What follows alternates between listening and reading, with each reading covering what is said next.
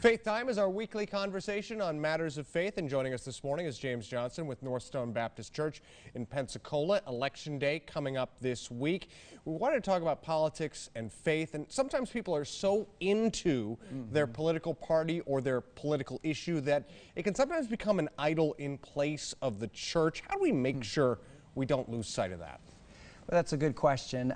I think really the key is to be involved in a Bible preaching church. Yeah. Sometimes people can be at kind of hobby horse churches, and politics can become an idol because people are interested in what's going to happen in our country, and preachers sometimes will cater to the interests of the people, when in reality what we should be seeking as Christians is to be fed from the Word of God.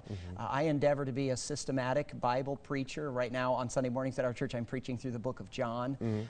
So I tend to only deal with politics when the Bible deals with politics. You know, interestingly, a lot of the political platforms and political debates and discussions are more and more moral.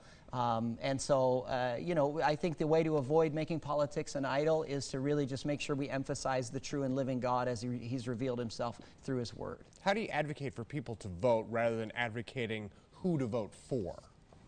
Yeah, I think it goes again to the Bible. I think if we are teaching and preaching biblical themes, then people are going to know exactly who to vote for. I often preach from Psalm 139 about how we are fearfully and wonderfully made and how the Lord knew us in our mother's womb.